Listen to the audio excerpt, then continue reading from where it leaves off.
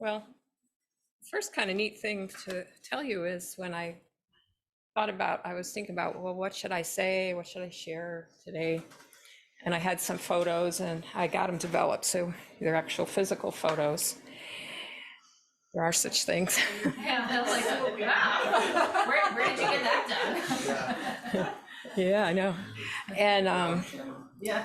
and so I went to pull out a piece of poster board. I have these drawers in my laundry room that used to hold blueprints. So they're really wide, narrow drawers, and they're great for putting paper in. So I opened the drawer and I pulled out this blue one because it was blank. And as I was asking Lord what to say, what to share, and it's not blank on the other side.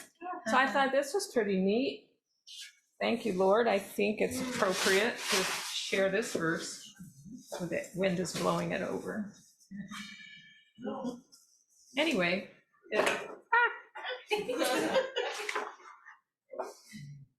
Anyway, it says, I will make your children like the dust of the earth. If someone could count the bits of dust on the earth, then they could also count your children. Genesis 13:16. And is it the same verse that calls the future children of Abraham sand, particles of sand on the beach? Same idea, huh? But that's a lot of children, and God had a big promise in mind when he chose Abraham, and we are those children, some of them. And then the people that we serve prayerfully are also going to be and are his children. And a lot of this trip had to do with children. And so I look at, you'll see these little faces and your heart will melt. And you just want to scoop them up, and take them to the feet of Jesus, which is kind of what we tried to do.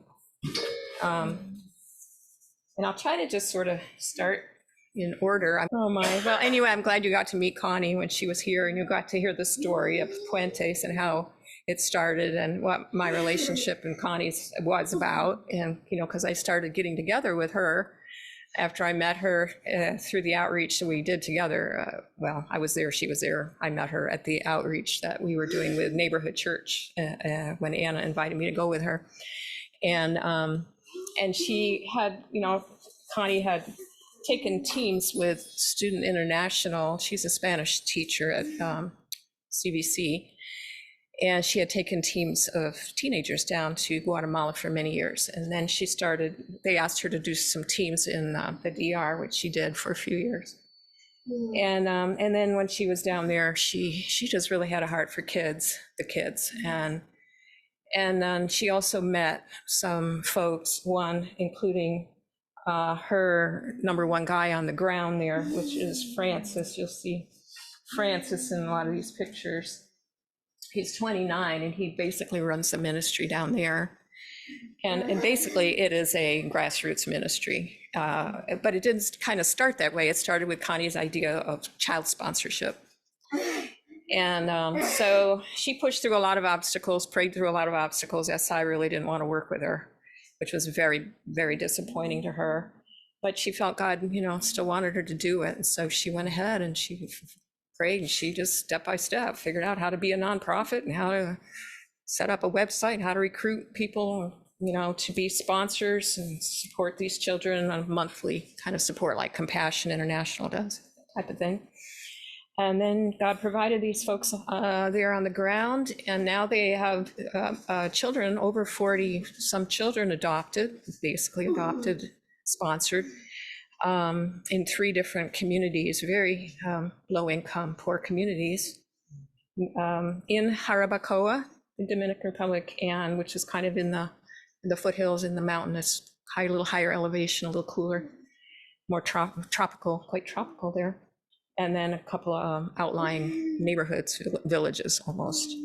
And so we were able to visit all 3 of those and do lots of things. I mean, it was like 10 days and we crammed all this stuff in. Where'd my card go? Did I put it? Oh, here it is. I know. Is there a way to? Well, can you point the air going out? Would you like to pass it around? Turn it off. Turn it off? Or do you want to just pass the poster around? Just for, well, I want to point to the pictures when I talk. Yeah, turn it off for a few minutes. It's fine. Okay. Okay. All righty. Well, anyway, I'll just tell you kind of chronologically a little bit, or I don't know how I'm going to tell you. Whatever comes to my mind. So we got to go, I had a team of all women, and two of us are sponsors. Our children are down there. We got to meet them when we were there. I mean, one of the major purposes of going. And Connie was already down there for a few weeks. So the four of us traveled together. This is Vera Grimius. I don't know if anybody knows her. She was married to one of the Grimiuses for 40 some years. And then he passed away. She married his brother. He passed away. She married someone else. He passed away. And that was only 2 years ago. Her last husband died. And she's older than me, and she's quite a character. And she apparently is fairly well to do. And so she arranged and paid for the pilot to take the Grimius company Oh, yeah, it froze, John. airplane. Until I fix that, I'm sorry. I'm trying to make it bigger for her. There it is. For the people. Oh, there, now, There we go. Okay. She arranged for us to take the plane instead of driving to Los Angeles to catch our flight. So that was quite a treat. And this is me with the airplane, looks like my own private plane, kind of. And it was very luxurious leather seats and all. It was fun. A lot of fun. It's 30 minutes. That's it. Yeah. No traffic. Oh, Kyle, no traffic up there. you should have told him just keep going all the way to the DR. I know, huh? All different levels. I know. You don't have to follow them. And so when we got there, we got to visit the little Puente's house. They do have a house with 2 bedrooms, has 2 bedrooms and a little kitchen. And Francis and his brother, Elias, stay there during most of the time. They stay there, kind of run the ministry. And then when Connie comes, they go back to their own neighborhood, stay with their family. And so we got to visit that right away. And then Connie around the corner had rented a kind of an Airbnb type place for the other 4 of us. And we stayed in that. This is the living room there. And we got to meet all of the staff, and there are 4, and they're not all full-time, but this is very, small. You can't see it very well, but they have this man here, Jose Antonio.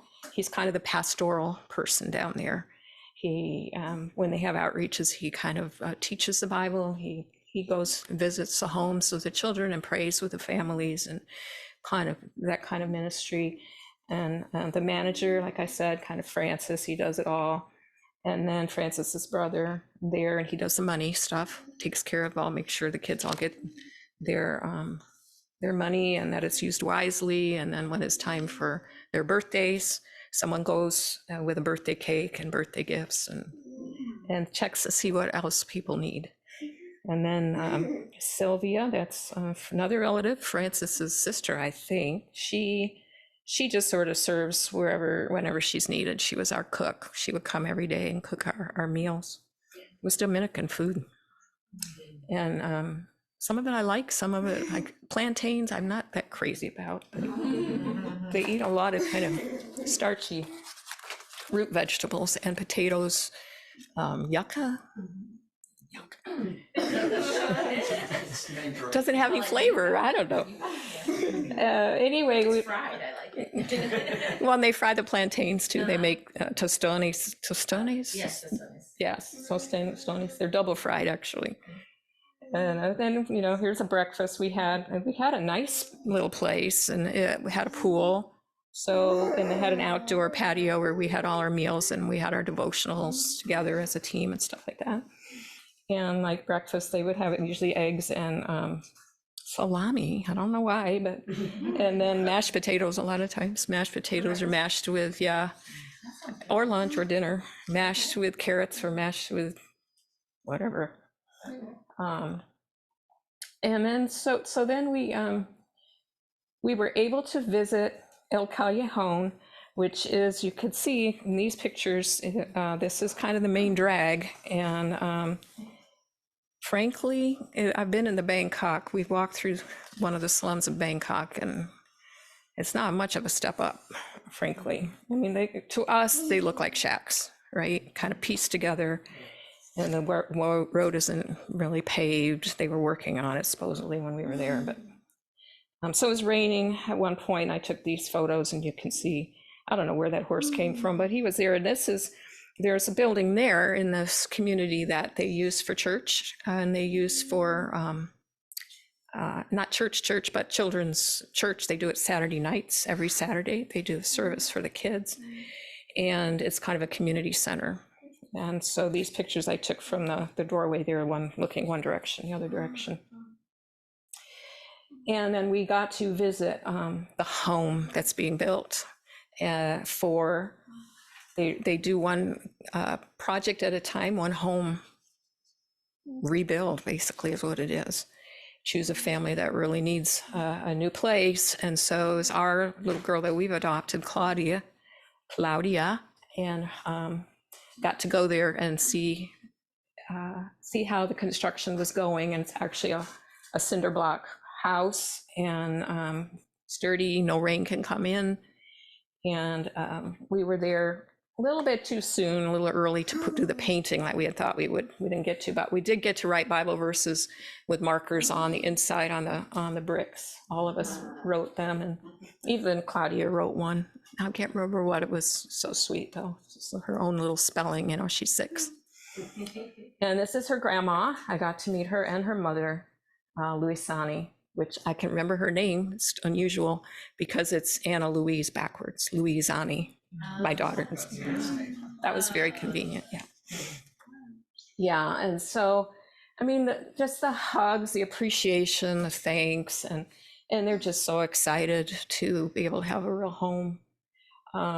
Luisani's husband,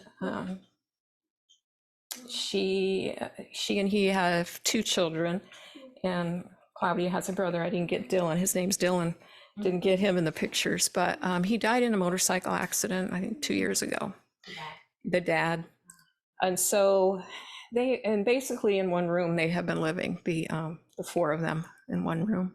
So this house has a living area, small, 2 bedrooms, a little bathroom, and then a room for grandma that has an outside entrance. So it's really a step up. It's very nice. And so we got to visit there 3 times. One day we actually got to help.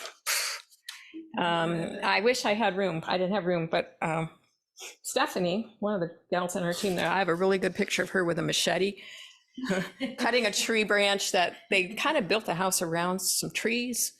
And so then now the trees have to come down, the branches pulled out the windows. And at first I thought, well, that's really dumb, Of course, me, I know all about these things. But they did it in order to have something to attach the scaffolding to. They attached it to the trees. And then after that was done, they took the trees out. So, and then we were there another day when we actually saw them working on the roof. So it's pretty much done now. Connie sent some photos. And so that was really a blessing. And that Saturday night, we went to the church service for the children, and we got to watch Francis play his guitar and lead the children. He's musical. He plays guitar. They were singing, and it was the first experience with all these kids, and there's a lot of them, and I'm kind of, you might see me, I don't know, one of these on way in the back, like, what am I supposed to do? But the kids they just warm up to you. Like, they'll just come up to you. Some are shy, but some will just come up and give you a big hug, start talking in Spanish, which is a problem because I don't speak kids Spanish too well. They talk, kids, sometimes they're hard to understand. Exactly. Yeah.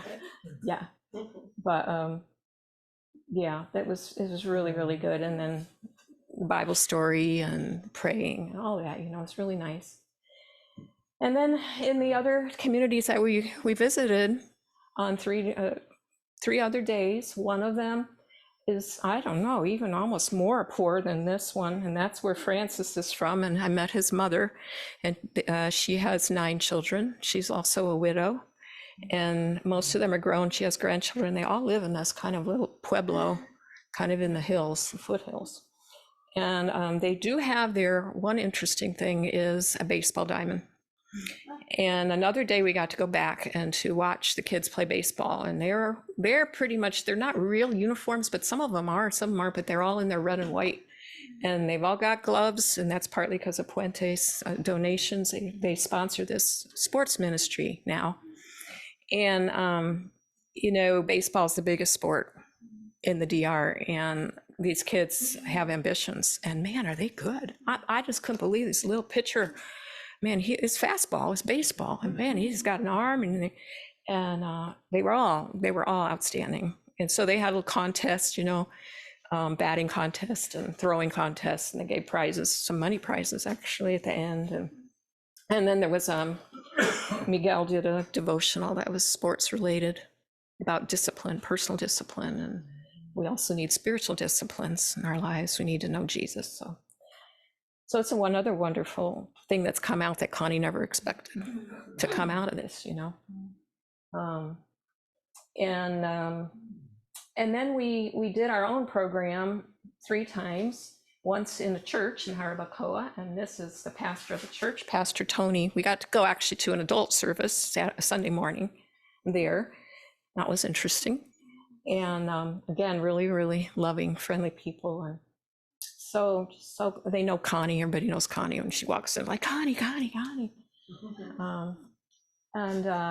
And so we had Sunday afternoon, I think it was in the afternoon, we went and had did our thing, and we did a puppet show. And here are the títeres, the puppets, a couple of them, and here we are goofing around, rehearsing the script, and I got to be one of the characters. And my name was Paquita. Oops, I put Paquito. I'm a girl, yeah, Paquita. And then it's the thing is called the El Robogoso, which is the joy stealer, the evil joy stealer comes along, steals your joy. So I actually got to act in Spanish. That was so cool. It was so much fun. Body language is everything, you know. You just make that. I had to have a temper tantrum because the Robogoso took my toys and my candy, and so I did a good temper tantrum. I imitated Maddie. I have a really great photo. I'll have to show you sometime of her having a temper tantrum. She's not that long ago. She's on her back, you know, just like, wah!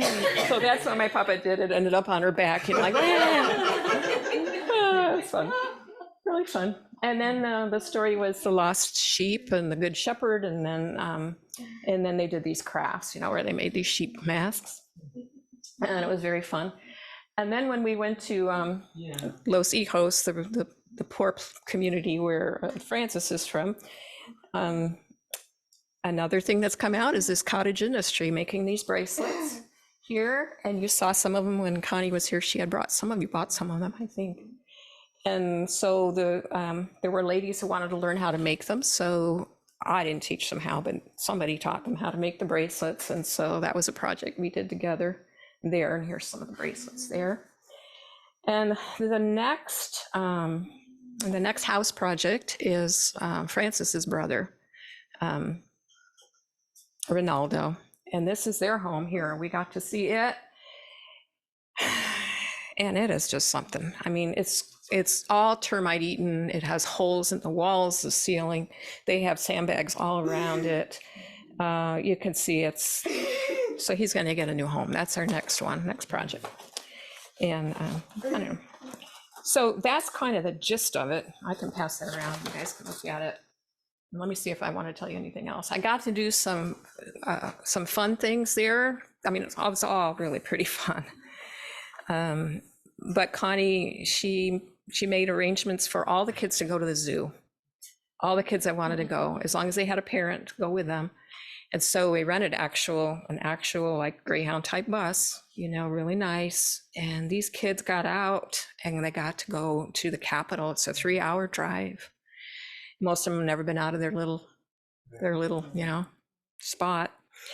And it was so much fun to see those children. Oh my gosh, my heart, just to see them at the zoo. And that zoo has a little train, you get on it, I think it's optional, but it was good we did because it's kind of spread out and a lot of little ones too far to walk and it was hot.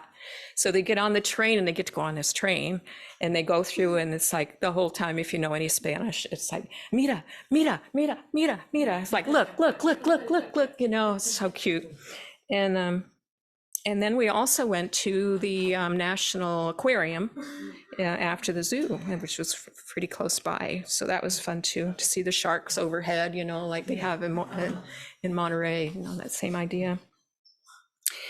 And so that's mostly what I wanted to tell. Oh, we did a hike one day and we went through this park on these hanging bridges. That must have been like a quarter mile of hanging bridges to this waterfall. And we got to swim in the swimming area under the waterfall. It was so beautiful. Got to do that. And we got to go to the beach the last day, actually another couple-hour drive the other direction, the other coast. And that was really fun too. And a couple things, just two insights, two things to share with you in addition to all that is that it was just good to, having talked, you know, been through talking, having coffee regularly with Connie as all this was developing and hearing it, you know, third person, to see it first person and to realize how relational it is and how conscientious that she has been to, you know, that book, Helping Without Hurting, that book, you know, how really apply those principles. Like we're not just giving money, doing, it's, you know, it's got to be a discipleship ministry and it's got to be run by Dominicans. And it is, and it's really seems to be working. And it's sort of, you know, the child sponsorship is kind of like your foot in the door. You know, you really are helping. You really are doing something important. It's $40 a month. You know, it goes so far there.